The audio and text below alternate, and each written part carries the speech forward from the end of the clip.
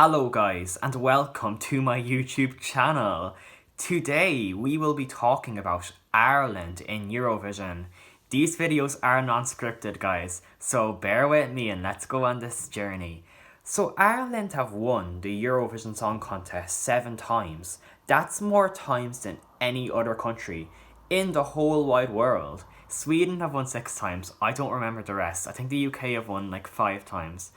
But since 2014, we've only qualified once in the last 7 years. The only other country who share that unique loser's position with us is North Macedonia. And even North Macedonia have a higher average finishing position than us. Ours is like 31st. North Macedonia is like 29th, which is shocking, which means out of the 40 countries that participated in Eurovision this year, we have the worst record out of all 40 countries, including San Marino, etc., in the last 7 years.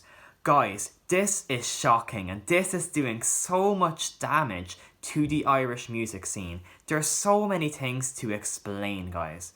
So, the standard of songs in the Eurovision Song Contest has gone up dramatically in the last 10 years. Even this year, Måneskin, it's now June the 10th. The contest was May 22nd, so this is 18 days later.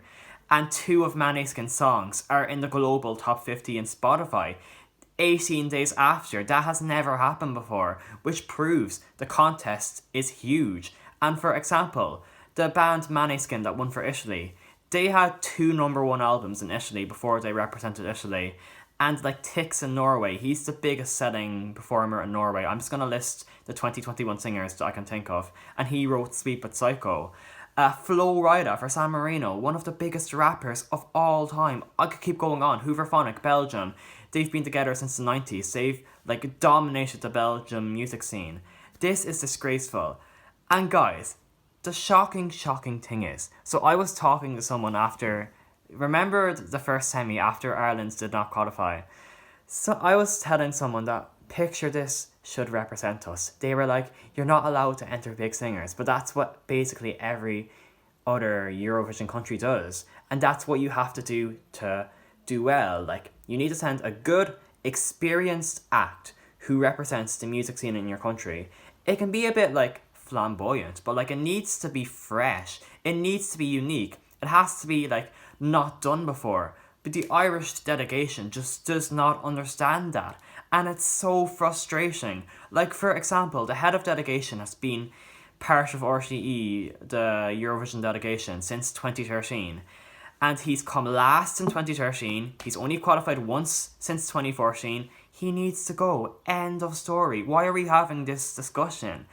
And now he's saying we're going to have a national final next year. Amazing. But you've done that. You had the stupid Late Late Show national selection show. That's never happening ever again. If we have a national final, we need to have...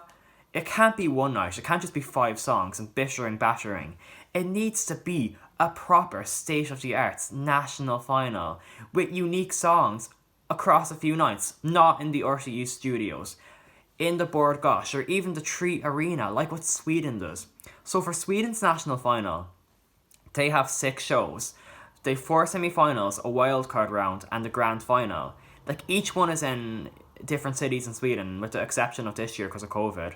But they have, for example, for semi 1 might be in the Gothenburg Arena, which holds 10,000 people. And all the shows are held in arenas, and it's proper production. And the final is held in a stadium full of 50,000 people. But RCE just have ruined their perception of the contest in Ireland. People just see the contest as garbage TV. At the end of the day, it is the European version of the Super Bowl, whether you like to admit it or not. But I don't blame the public for this. I blame RTE. I blame RTE. This is so annoying, guys. Ireland has so much talent. We've pictured this. Codaline.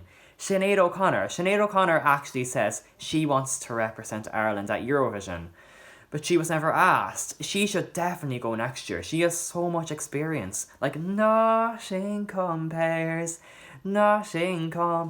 to you. Like, she's amazing.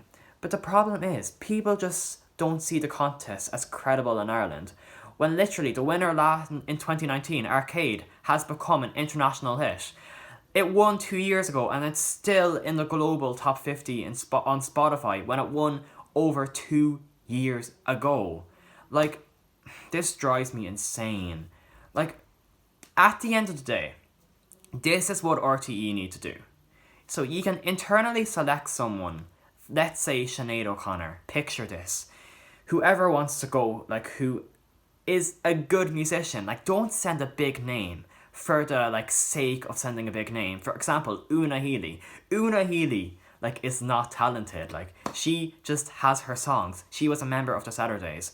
She does not have the charisma. I'm sorry, I don't want to be mean, but she does not have the charisma to represent Ireland on a world stage like this.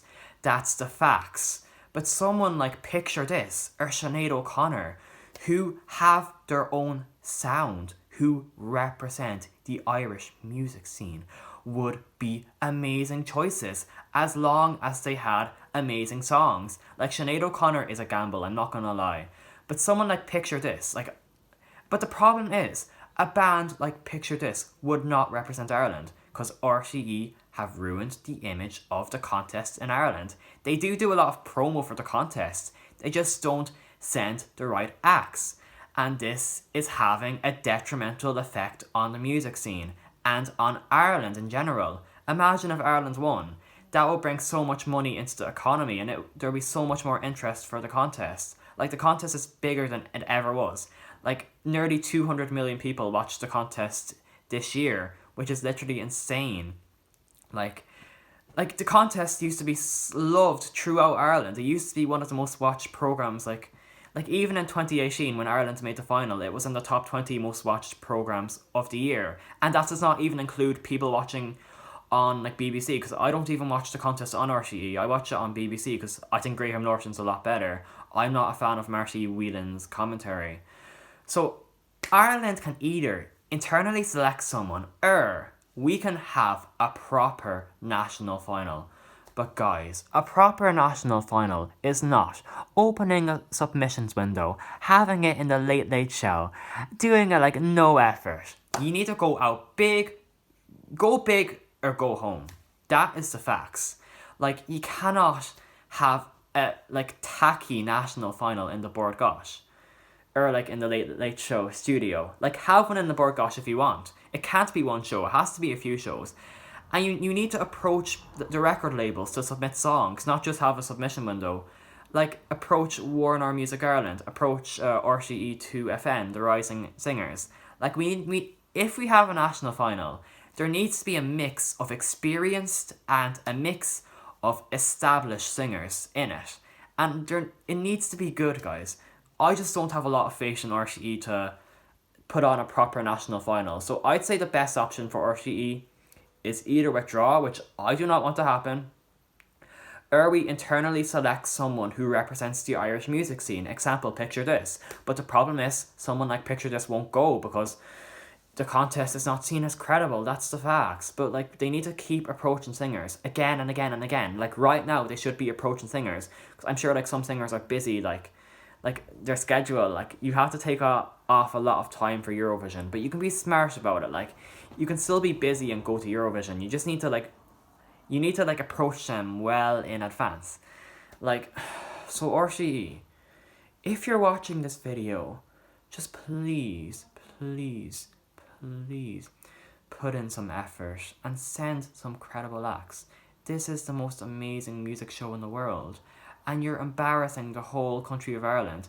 Like, some of your entries have been audio assaults. Dying to try. Like, come on, RTE. I don't have faith in you, but, like, hopefully you'll do the right thing. I'm going to end this video on a positive note. In 2011, Jedward represented the country with Lipstick. It was the biggest selling song of the year, and it came in, like, I think it came in 9th place.